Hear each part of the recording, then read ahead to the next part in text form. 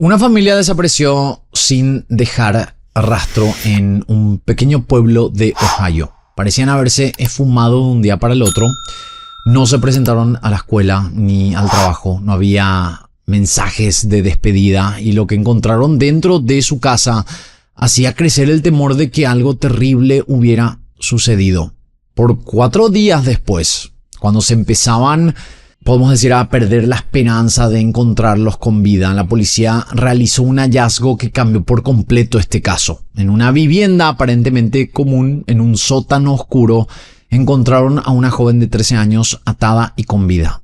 Había pasado varios días cautiva y lo que les contó a los investigadores apuntaba a algo mucho más aterrador de lo que cualquiera podría imaginar. Mientras el pueblo celebraba este rescate del adolescente, la policía seguía buscando a los otros 3 desaparecidos. ¿Qué ocurrió con el resto de esta familia? Y sobre todo, ¿qué se escondía detrás de uno de los casos más perturbadores de la década?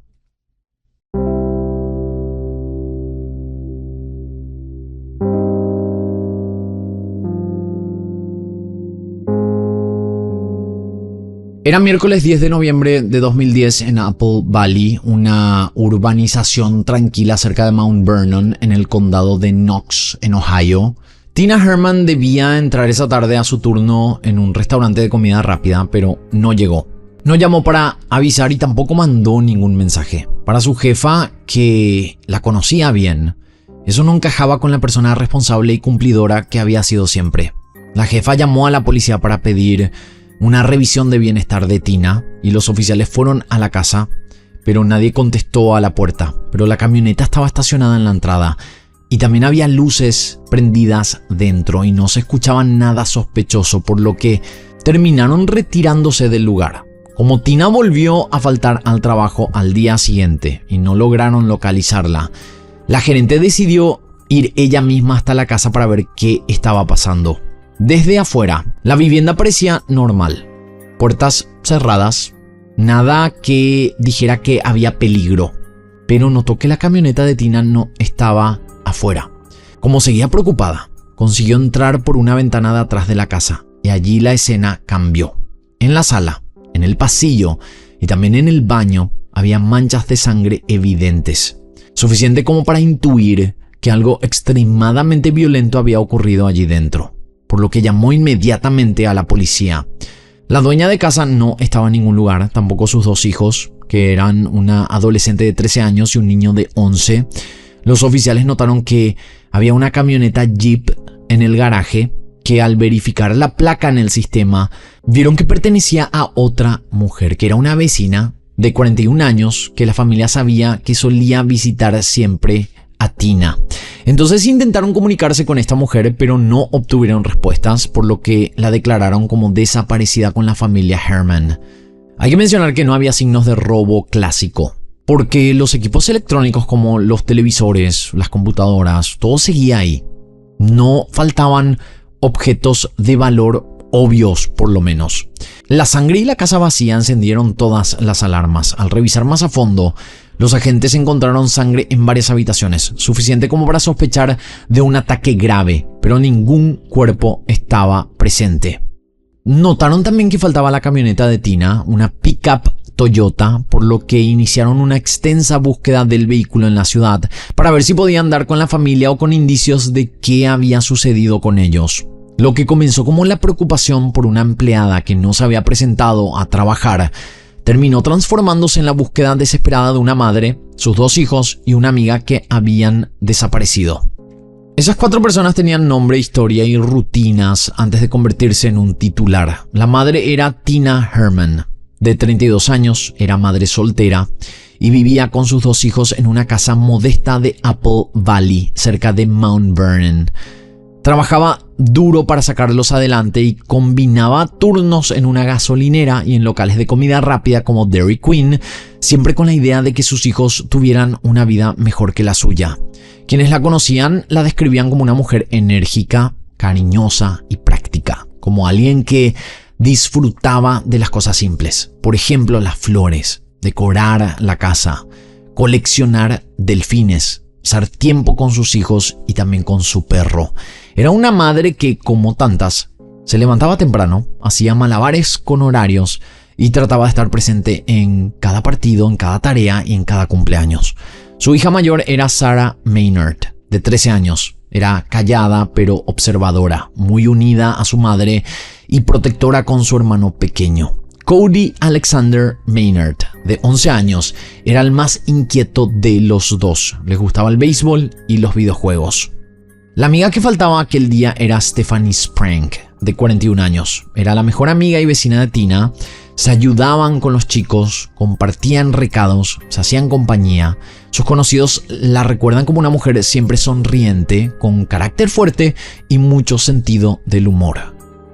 Para el resto del mundo, el caso se bautizaría después con el nombre del asesino. Para la gente de Mount Vernon, en cambio, la historia siempre empezó por ellos. Por Tina, por Sarah, por Cody y por Stephanie. Por una familia que desapareció de su propio hogar y por una amiga que estaba allí en el lugar y el momento equivocado.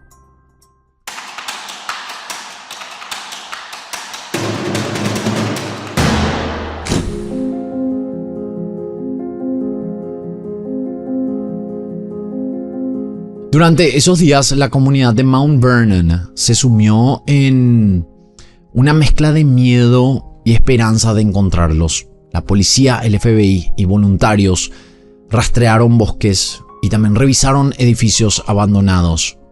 Se pegaron carteles de búsqueda en locales comerciales, pidiendo que cualquiera con información sobre el paradero de los desaparecidos se comunicara con las autoridades. Mientras se organizaban búsquedas masivas y también vigilias con velas, la pregunta que repetían los vecinos era siempre la misma: ¿dónde estaban estas personas? Los investigadores entrevistaron a vecinos, a amigos, a compañeros de trabajo de las mujeres. Todos decían que ninguna de ellas tenía algún enemigo o problemas con alguien. Lo único llamativo que algunos familiares de Tina Herman comentaron fue que últimamente ella creía que alguien los estaba vigilando. Meses antes habían visto a un hombre vestido con ropa de camuflaje sentado en un tronco de árbol al otro lado de la calle observándolos. También hubo momentos en que alguien llamaba a la puerta y después corría. Los familiares de Tina Herman contaron que en esos días ella se estaba separando de su novio, un hombre llamado Greg Borders, por lo que este fue uno de los primeros sospechosos en el caso de la desaparición. Él participó en todas las búsquedas que se hicieron y se lo notaba muy preocupado, pero como en muchos casos, siempre los primeros en ser investigados son los más cercanos a las víctimas. Fue interrogado por la policía. Él tenía una coartada para la fecha de la desaparición. Él había ido al trabajo y después estuvo toda la tarde y noche con un amigo. Verificaron sus coartadas y revisaron las ubicaciones de su teléfono celular ese día y todo cuadraba. No había estado en la casa de Tina. Días después, la camioneta Toyota de Tina fue encontrada abandonada cerca del campus de Kenyon College, a varios kilómetros de su casa. No había nadie dentro, pero el lugar donde estaba estacionada aumentó la sensación de que algo andaba muy mal. No era un sitio donde ella solía ir, ni una parada lógica en su rutina. Tras el hallazgo de la casa ensangrentada y la camioneta abandonada, la investigación se convirtió en una carrera contra el tiempo. La hipótesis inicial era amplia. Podría tratarse de un secuestro, o podría haber sido un tipo de violencia ejercida por su expareja, o también un ataque de alguien conocido o de un extraño. Lo único claro era que en la vivienda de Tina había tanta sangre que los agentes sabían que nadie podía haber salido de allí por sus propios medios sin ayuda médica. Hasta que finalmente se encontró una evidencia que cambiaría el rumbo del caso. En la casa de Tina encontraron algo que en ese momento parecía un detalle más. Una bolsa de Walmart, y dentro de ella había un paquete de bolsas de basura grandes y una lona o tarp. Eran objetos comunes, pero la bolsa conservaba un recibo con fecha y hora. Era del 11 de noviembre a las 12 de la madrugada. Alguien los había comprado solo horas después de que la casa de Tina se convirtiera en una escena del crimen. Porque se sospechaba que el 10 de noviembre ocurrió la desaparición. Los investigadores decidieron seguir ese hilo. Pidieron las grabaciones de las cámaras de seguridad del Walmart local y buscaron la transacción que coincidía con ese recibo. En el video de la cámara de seguridad se veía a un hombre comprando bolsas de basura, una lona y algunas cosas más, caminando por los pasillos con calma, como si conociera bien el lugar. No parecía nervioso ni perdido. Después se lo vio subiendo a un vehículo Toyota Yaris. Cuando cruzaron la imagen con registros de licencias de conducir de personas que fueran dueñas de ese modelo de vehículo, el rostro coincidió con el de un vecino de Mount Vernon, llamado Matthew J. Huffman. Había otro dato inquietante. Días antes, policías habían parado a Huffman cerca de donde luego se encontraría la camioneta de Tina, en la zona de Kenyon College, y lo habían dejado ir tras preguntarle qué hacía allí. Con el recibo de Walmart, las imágenes de seguridad y ese antecedente, dejó de ser un nombre cualquiera y pasó a encabezar la lista de personas de interés.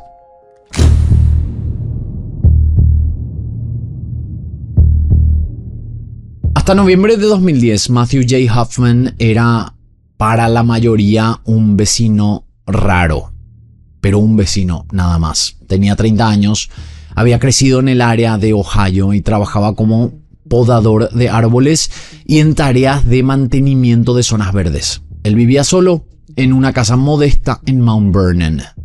Este hombre ya tenía antecedentes. A finales de los 90 había sido condenado en Colorado por robo y por provocar un incendio en un complejo de departamentos, hecho que le valió varios años de prisión. Después de cumplir su condena, volvió a Ohio e intentó rehacer su vida con trabajos físicos, siempre cerca de árboles, parques y bosques. Esa fijación por la naturaleza, en su caso, no era una simple afición. Se convirtió en el eje de muchas de sus manías. En lo que escribió y en lo que se supo después, Huffman hablaba de los árboles y las hojas con un tono casi místico. Decía sentirse más cómodo en el bosque que con otras personas. Describía los árboles como si fueran seres que lo protegían y hablaba de la caída de las hojas en otoño como algo hipnótico. Esa forma de mirar la naturaleza podría haber sido solo una excentricidad, pero en su caso se mezcló con mucho más. En octubre de 2010, solo un mes antes de todo lo ocurrido, Matthew y su novia habían terminado.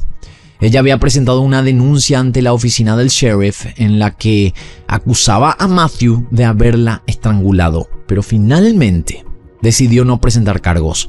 También ese mes perdió su trabajo de medio tiempo podando árboles en Fast Eddie's. Sus vecinos lo recordaban como alguien introvertido, que no socializaba mucho y que a veces parecía vigilarlos desde el coche o desde la puerta de su casa.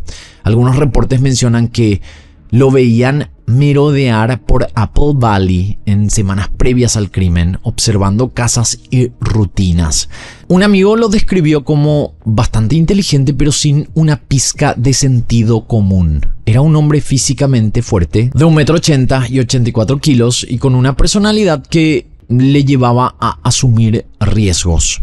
Era de esos que atrapaba una ardilla, la limpiaba, la freía y se la comía.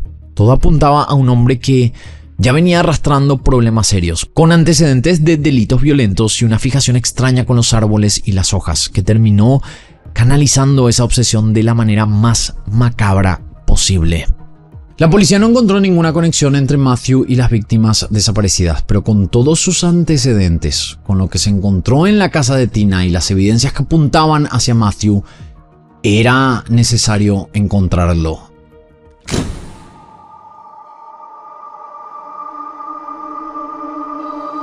El 14 de noviembre, un equipo SWAT se preparó para irrumpir en la casa de Mount Vernon de Matthew Huffman. No sabían si dentro iban a encontrar a la familia completa o si no iban a encontrar a nadie o a un sospechoso armado, así que los oficiales golpearon su puerta y para su sorpresa Matthew les abrió la puerta. No hubo pelea, tampoco forcejeos, simplemente se dejó esposar. Solo entonces empezaron a mirar mejor a su alrededor. Lo que vieron no se parecía a una casa normal, sino que se encontraron con algo que parecía sacado de una pesadilla ecológica, por decirlo de alguna manera. en la planta baja, el suelo del salón estaba cubierto por montones de hojas secas. Era un gran montículo, por lo que revisaron si debajo había algún cuerpo o alguna evidencia, pero no encontraron nada. Siguieron revisando la casa. En varias habitaciones y baños vieron que tenía todas las paredes tapadas con bolsas de plástico llenas de hojas y pegadas a las paredes. Era como si las hubiera querido conservar o exhibir. Había más pilas de hojas en otras habitaciones, como si alguien hubiera trasladado el bosque entero al interior. Fueron a la cocina y en el congelador encontraron algo muy extraño. Eran 2 cuerpos de ardillas muertas y también congeladas. En una habitación había un mueble que estaba bloqueando una puerta y cuando lo movieron vieron la entrada a lo que parecía ser un sótano. Cuando bajaron las escaleras encontraron algo que nadie se esperaba, pero todos necesitaban: una sobreviviente. En el sótano, sobre un colchón improvisado hecho de hojas y cubierto con mantas, estaba Sarah Maynard, de 13 años, la hija. Tenía las muñecas y los tobillos atados con cuerdas y sus manos estaban tapadas con calcetines y envueltas en cinta adhesiva. Llevaba días allá abajo, en el subsuelo de una casa forrada de hojas, sin saber qué había pasado con su madre, con su hermano y con Stephanie. La rescataron y la sacaron de la casa sin darle tiempo a ver más. Para los agentes, ese hallazgo fue un golpe doble. Fue un alivio por encontrar con vida a una de estas personas desaparecidas y también la confirmación de que la historia no era solo una desaparición, sino algo mucho más oscuro. Sarah fue llevada al hospital en buen estado físico dentro de lo posible, mientras Hoffman quedaba detenido, acusado primero de secuestro y convertido en la llave que podría responder a la pregunta que faltaba: ¿dónde estaban los demás?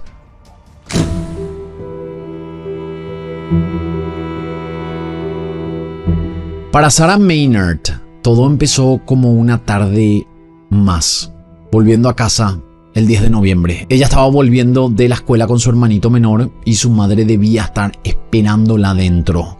Cuando cruzó la puerta esa tarde, no se encontró con la rutina de siempre, sino que notó varias manchas de sangre en el suelo y las paredes. Y de repente un desconocido armado con un cuchillo se abalanzó contra los 2 niños. El hombre ató las manos y piernas de Sarah, la amordazó y le cubrió los ojos y la dejó en la cocina mientras llevaba a Cody al baño. Ella solo escuchó gritos, no podía ver qué estaba pasando. Después el hombre metió a Sarah a la camioneta de su madre y la colocó encima de grandes bolsas de basura. Ella no sabía, pero dentro de las bolsas estaban los cuerpos de su familia.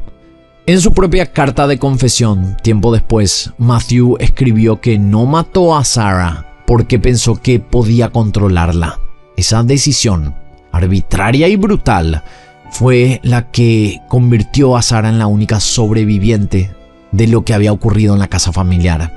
La llevó hasta un lugar donde cambió de vehículo, dejó la camioneta de Tina y la metió en otro vehículo. Después la llevó a su domicilio en Mount Vernon y la bajó al sótano. Una habitación pequeña y fría, con el suelo cubierto por una cama improvisada de hojas secas y mantas. La mantuvo en el sótano por días, con las manos y pies atados, sin ver la luz del día, escuchando solo los ruidos que llegaban desde el piso de arriba. Solo le dio de comer cereal con leche pasada. Luego Sarah contó que no comió nada por esos 4 días, que no podía dormir y que estaba muy preocupada por su familia. Hoffman la mantenía aislada. Le dijo que estaba intentando conseguir un pago de rescate por ella y que hasta que eso pasara, ella no podía irse a ninguna parte. También la amenazaba constantemente de que la mataría si intentaba escapar.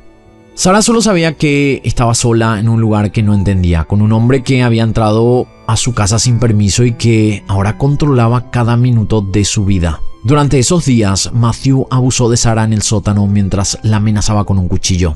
Imagínense todo lo que tuvo que vivir una niña de solo 13 años. Los agentes que la rescataron la encontraron en ese sótano fétido y oscuro.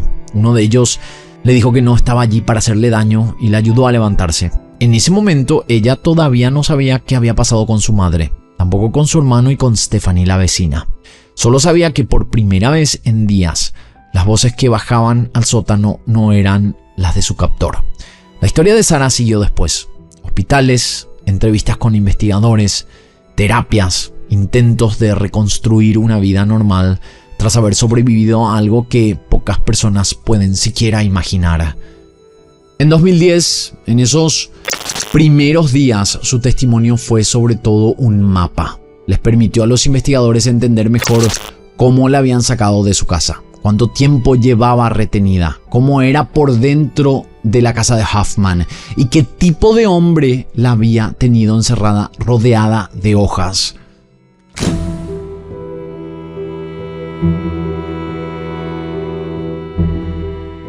Cuando rescataron a Sarah del sótano, este sótano lleno de hojas, el caso dio un giro, pero no se cerró. La pregunta más pesada seguía sin respuesta: ¿dónde estaban Tina, Cody y Stephanie? Durante varios días, las autoridades hablaron públicamente de personas desaparecidas y se aferraron a una mínima esperanza de encontrarlos con vida, aunque la escena de la casa apuntaba completamente a esa altura a otra cosa. Matthew Hoffman, detenido por el secuestro de Sarah, al principio no quiso colaborar.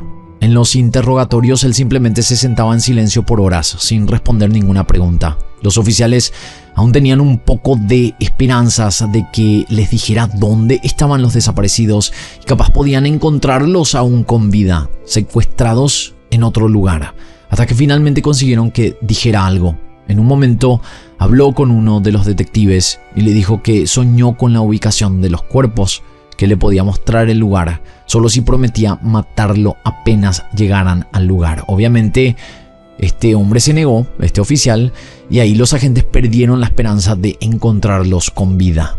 Ya solo quedaba encontrar dónde estaban los cuerpos para poder darle un cierre a la familia, pero Matthew no quería cooperar ni decir dónde estaban los cuerpos. Esa situación cambió cuando la fiscalía y los abogados empezaron a negociar.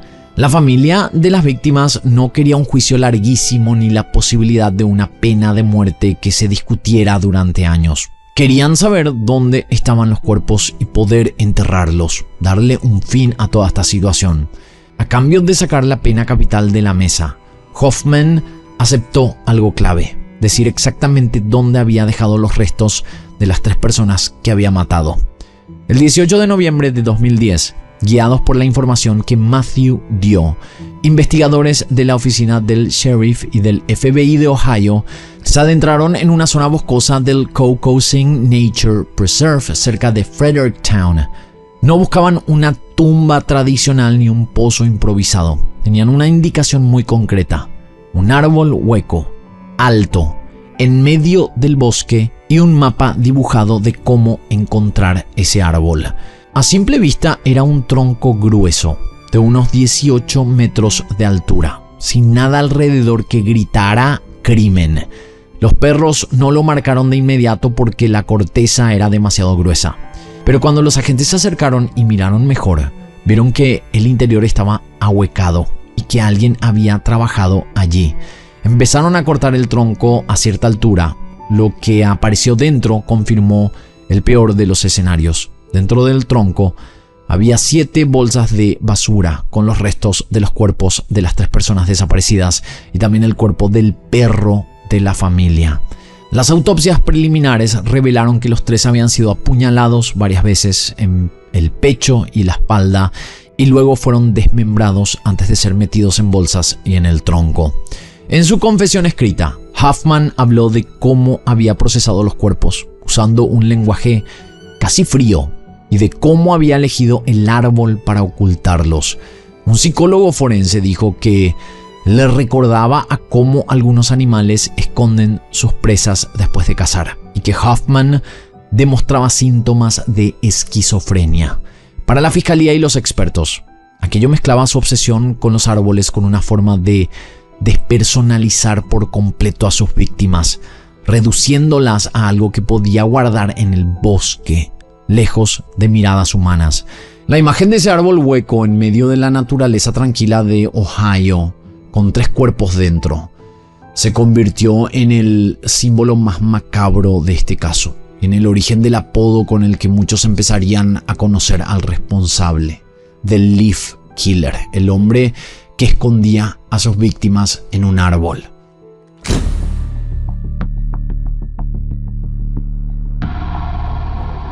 Según la confesión que escribió desde la cárcel, todo empezó como un robo. Matthew Hoffman contó que la noche del 9 al 10 de noviembre de 2010 acampó en el bosque cerca de la casa de Tina Herman, observando la vivienda y esperando el momento en que estuviera vacía.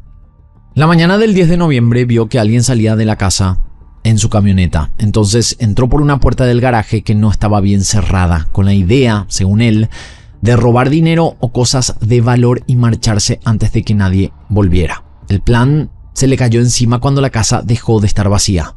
Tina regresó antes de lo que él esperaba, acompañada por su mejor amiga Stephanie Sprank.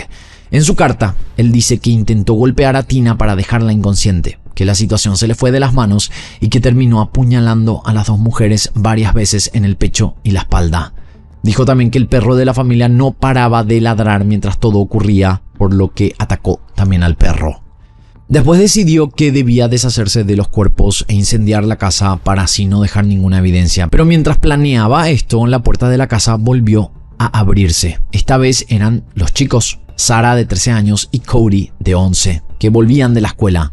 Hoffman escribió que los atacó en cuanto cruzaron el umbral. A Cody lo apuñaló allí mismo. Sarah corrió a su habitación. Allí él la redujo, la ató y decidió no matarla. Con 3 cuerpos en la casa y una niña atada, el siguiente paso fue borrar lo que pudiera y cargó los cuerpos en el vehículo de Tina. Luego llevó a Sarah al mismo vehículo, la ocultó y condujo hasta su propia casa en Mount Vernon, donde la bajó al sótano y la tuvo cautiva por días.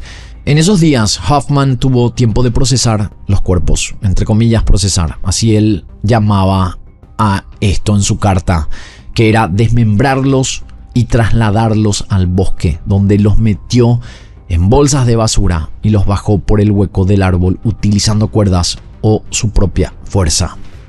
Lo que para él fue un robo que salió mal, terminó siendo para la justicia algo mucho más grave, un allanamiento planificado, seguido por 3 homicidios con arma blanca, desmembramiento de cuerpos, secuestro y abuso de una menor, más todo el esfuerzo posterior por esconder lo que había hecho en el interior de un árbol.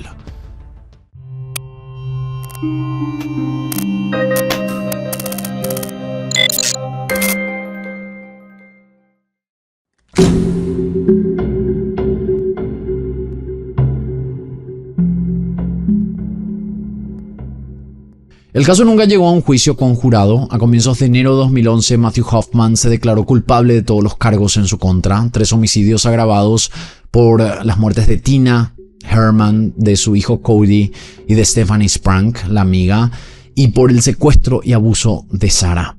Por robo, allanamiento, abuso de cadáver y manipulación de evidencias. Lo hizo como parte de un acuerdo con la fiscalía. A cambio de admitir lo que había hecho y de haber revelado dónde estaban los cuerpos, los fiscales aceptaron no pedir la pena de muerte tal como había pedido la familia de las víctimas. En la audiencia por sentencia, la voz que más resonó no fue la de Matthew, sino la de Sarah. Ella no habló en persona, pero el fiscal leyó una carta escrita por la adolescente. En ese texto le decía directamente que ya no le tenía miedo, que lo que hizo había destruido su vida y la de su familia, y que le resultaba enfermo saber que alguien pudiera hacer algo así. También dejó claro que aunque él la había sometido durante días, no iba a dejar que definiera el resto de su vida. Tras escuchar a las familias y revisar el acuerdo, el juez fue al grano. Subrayó la brutalidad del caso. 3 personas asesinadas y desmembradas para ocultar sus cuerpos en un árbol. Una niña secuestrada y abusada durante días. La sentencia fue clara: cadena perpetua sin posibilidad de libertad condicional. En total, recibió varias condenas de por vida que se cumplen de manera consecutiva, lo que en la práctica significa que nunca va a salir de prisión. Hoy, según los registros del sistema penitenciario de Ohio, Matthew Hoffman sigue recluido en una cárcel estatal, cumpliendo esa condena de por vida. Nunca se pudo determinar cuál fue la motivación real de Matthew para todo lo que hizo. Según él, fue un robo que se le fue de las manos, pero para los investigadores, esa era solo una excusa. Ellos sospechan que él estuvo vigilando a la familia por un tiempo y que todo pudo haber sido planeado. Cuando el caso salió de los tribunales, la vida de Sarah recién empezaba a rearmarse. En los meses posteriores al rescate, Sarah se mudó con su padre y su familia a otra ciudad. Empezó en una nueva escuela y trató de construir una rutina donde no todo giraba alrededor de lo que le había pasado en aquel sótano de hojas. En entrevistas que dio cuando todavía era adolescente, Sarah contó que se mantuvo con vida haciendo caso en todo a lo que Hoffman le ordenaba, esperando que la encontraran, y que después eligió no quedarse atrapada en esos 4 días. Dijo que muchas personas le preguntaban por los detalles, pero que su forma de seguir adelante era no pensar todo el tiempo en eso, concentrarse en el presente y en lo que quería para su futuro. Para la comunidad de Mount Vernon y Apple Valley, el caso dejó cicatrices profundas. Con los años, las vigilias se transformaron en placas, en recuerdos en redes y en aniversarios donde se recuerda a Tina, a Cody y a Stephanie por quienes eran en vida, no solo por el lugar donde encontraron sus restos. Detrás del morbo del asesino que escondió a sus víctimas en un árbol, lo que queda es la historia de una familia rota, de una comunidad que se organizó para buscarla y de una chica que, contra todo pronóstico, salió viva de un sótano lleno de hojas y decidió que su vida no iba a terminar allí. Tenemos que tener en cuenta que todo se resolvió gracias a que los detectives encontraron esa bolsa de Walmart con el recibo de la compra, porque si capaz no encontraban esto, no sabemos si iban a descubrir al asesino o encontrar con vida a Sarah. Hasta aquí el caso del día de hoy. Espero sus comentarios aquí abajo y de esta manera nosotros nos encontraremos en la próxima historia.